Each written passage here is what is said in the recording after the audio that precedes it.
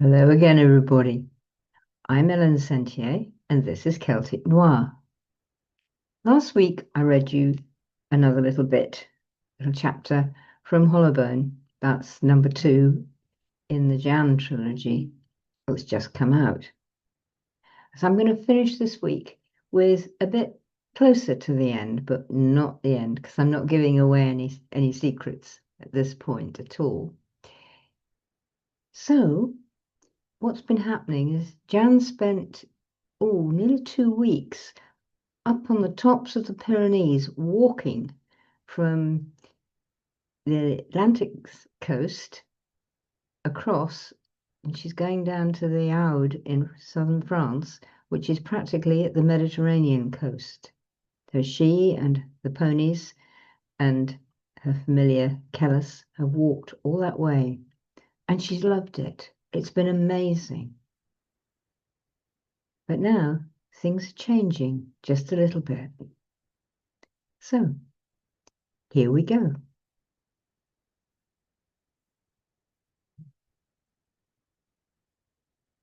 The fire crackled merrily as she heated up the billy can.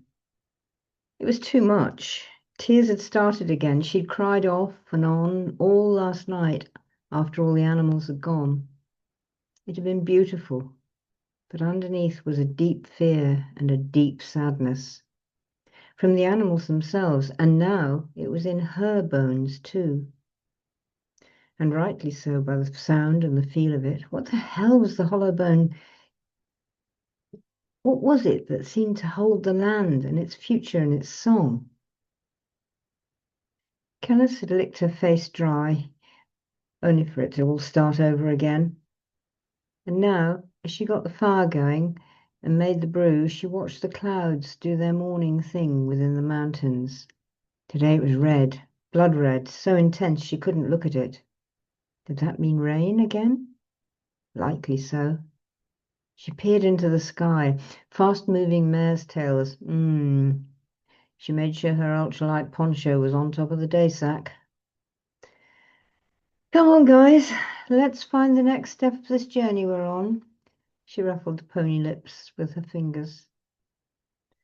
They headed downhill now, all the time through the forest until suddenly it opened out onto a wide, gentle hillside. The soft clatter-clang of the mountain cowbells came from below, and looking down, they saw a herd of kind-faced, cream-colored cows, each with a carpet foot, while far away across the hillside stood their dad. The nearest cow turned her delicately horned head to look at the little party of ponies and human who'd come into their space. Kellis sat on top of the clothes saddlebag, being invisible. Jan stopped, pulled out the monocular. Was that a red tile roof way down at the bottom of the valley? Yes! A shudder ran through her. People. Did she want that? Could she handle that? Did she have to handle that yet? Couldn't they put it off a bit longer? It'll take us most of the afternoon to get down there, Kellis chirruped helpfully. That means you know we have to go there whether I will or not, she glowered from under her eyebrows. Afraid so. Jan sighed. Okay. She'd have to face people soon. Likely these mountain folk were much better than the town folk would be back down there in civilization. And though the clear mountain air made the rooftops seem just a stone's throw away, she knew it wasn't. The cat was right. It would take them most of the day. A soft, wet dribble of a cow touched her hand. She'd not noticed. One of the mums and her calf had approached. They wanted to make friends, and the calf had taken a real liking to Dancer, who was having some difficulty convincing her that she had not got any milk. Eventually she gave a sharp neigh and stamped a hoof and tossed her head, glaring at the mother with a "oh, for goodness sake, look after your kid" expression. The cow nuzzled her youngling away. Let Jan stroked the cow's brow. "We want to go down to your farm. Is that okay with you? Maybe walk through your herd?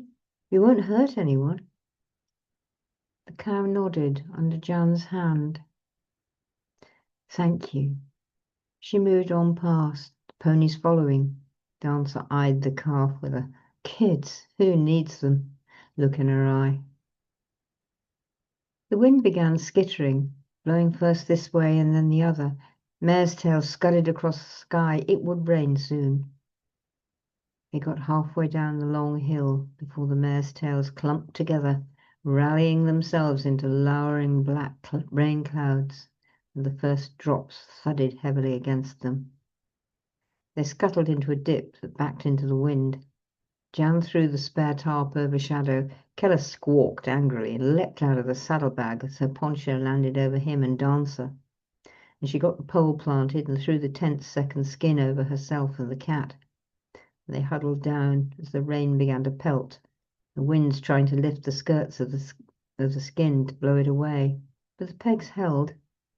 Peeking out, she saw Dancer and Shadow, nose to tail, holding each other's coverings down with their teeth. She also saw clear blue following up behind. Won't be long, she told Kellis as he hunched into the driest spot between her knees. 20 minutes, and the sun was back, the black clouds scurrying away to dump their wetness further down the valley. Jan crawled out, grabbed her towel, and wiped down the tarps and her poncho after shaking them out well. You guys okay if I drape the tarps over you so they dry out? The ponies rolled their eyes. The tarps were dry by the time they got to the farmyard, to be greeted by two enormous white dogs. Jan and the ponies stopped still as they lolloped up, barking, tails wagging. The farmer followed. Buona giornata, he smiled, one eyebrow cocked. Thanking all the gods for Jack, Jan was able to reply, but she hoped he wasn't going to speak Occitan all the time. She wasn't very good. Fortunately, he did not. After eyeing her closely, he said in heavily accented English, "You're wanting to stay?" She smiled gratefully. "We would like to, if you don't mind. It's the two ponies, me, and my cat." Keller stuck his head up out of the saddlebag. The farmer grinned, held out a finger, and Keller sniffed, butted, gave the finger a lick. "Sigur venete am will." He turned, heading towards the house. Magli, avem disvanta per domara." Jan rolled her eyes. Her understanding limped along behind his words. "We have guests, I think, and Magali must be his wife?" A woman came out, smiling, rubbing hands on her apron. "Bienvenue dinatras." She held out her hands. "Oh, mon ponies!" And she was rubbing noses straight away. "Anglaise? English?" She eyed Jehanne, smiling. "I am. I'm sorry, I have only a very little Occitan." "Pas cap de problème. We have a little English and some French. We will do very well. Joseph, le ponies de granier, do?" "He will look after them. We have plenty of space, and your things can hang there, get dry." "That was a good rainstorm we had." She crouched to speak to Kellis, who'd hopped down as Shadow followed the farmer into the barn. "Ah, Pichot, et così t'appela?" Jan let them greet each other, as Mowgli, and then, as Mowgli looked up at her, the question in her eyes, "He's called Kellis." Jan smiled back. "You will come with me?" The question was to Kellis, not herself, and Mowgli held out her arms. Kellis immediately jumped up. "Come, let me show you your room. And you would like a bath, a shower?" Jan rolled her eyes with a wry smile. "I certainly would. He won't, but he'll likely come and sit with me while I do." Mowgli showed them to a room under the eaves. "The bathroom is here." She opened a door. "In the pots is my own herbs. There is plenty of hot water. We have the sun. How you say it? Solar panels? That is them. They work very well." She eyed Jan again. "You have the bath, no?" "I will, thank you." The farmer's wife left them. Jan dropped her day sack on the floor and crossed to the bathroom. Kellis was already sat between the taps, tail curled up round his toes. She set the plug and turned on the water, went to sniff the pots. Lavender and rosemary with a hint of, was it lemon? She tipped flakes in the bath, and the room filled with scent. Kellis lifted his nose, but he didn't object. Oh, delight! Stepping into the warm, scented water was heaven. Her hungry skin tingled as it lapped up the moisture. She lay for a full 5 minutes, just letting the water and the scent soak into her soul. It's been beautiful, wonderful, amazing. But it's actually good to have a night off, a proper bath, and somebody else to cook my dinner. And you and I have a bed tonight, and the ponies have a dry, warm barn. Josep will give them a good feed and likely a rub down, I suspect. He looks like that sort of a man. And tomorrow we'll be all set to be off again. Don't think of tomorrow now. Kellis flicked his tail. Just enjoy the bath. An hour later, very clean and smelling sweet, Jehanne came down to the huge farmhouse kitchen. This was the center of life. Josep's chair by the stove, his book, and a paper on the table beside.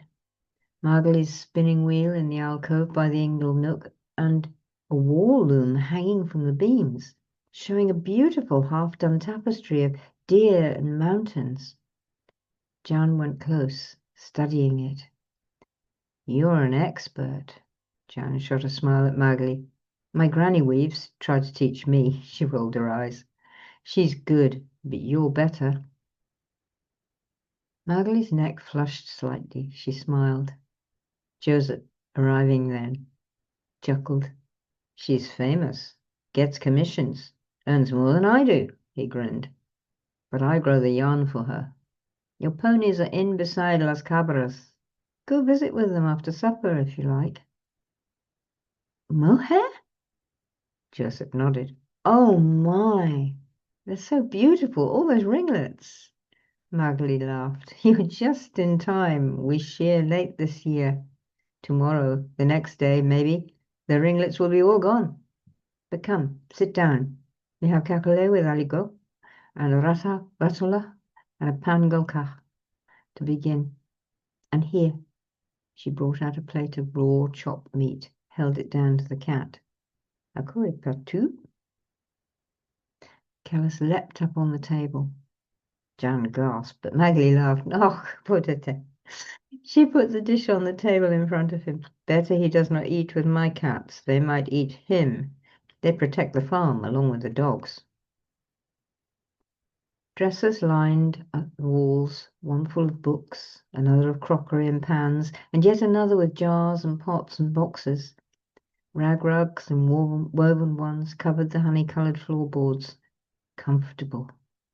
Jehanne relaxed, ate well, even managing some clafoutis for pudding. In the dusk, she went out to the barn to see the ponies. A huge black cat sat guard in the doorway, a big tabby lying beside him. Kellis leapt up onto her shoulder and hung round her neck like a scarf. Jehanne stopped. May we come in? I would like to see the ponies and the goats, if you don't object. Both cats stood, stalked over to circle her, sniffing her ankles, then stood in front of her, staring up with enormous green eyes. May we come in? She repeated. Both cats continued to stare, then they gave her a long, slow blink and stepped back to their guard post by the door. Dancer whickered softly. She'd settled with Shadow into a wide bay, fetlock deep in shavings and sawdust. Sweet-scented hay filled the rack, and the remains of what looked like a bran mash in the buckets. Their coats shone, manes and tails free of tangles. You guys are in the Ritz, she ruffled their noses, and so am I. Dancer pushed her over to the next bay. And John looked. Mohair goats, their pale ringlets falling round delicate faces, like beautiful ladies at the court of Louis XIV. They watched her back, out of huge, soft, blue-brown eyes. One bleated a greeting very softly. She stood a while transfixed by the sweet scent of animals and fodder. Hens clucked, and birds ruffled amongst the rafters, all chirping quietly as they made ready for bed. The farm reminded her so much of Jack's.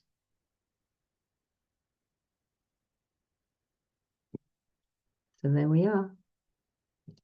And that's all I'm reading to you for now from Hollowbone. And Hollowbone's out, as I said last week, so you can get it on Smashwords and Amazon if you want to. And I'm deep in Trésor. Trésor means treasure in French, and it's number 3 of the Jehanne Trilogy. So back to work I go, and that's it for this week, and I'll see you all next week. I'll see you all on the other side. Bye for now.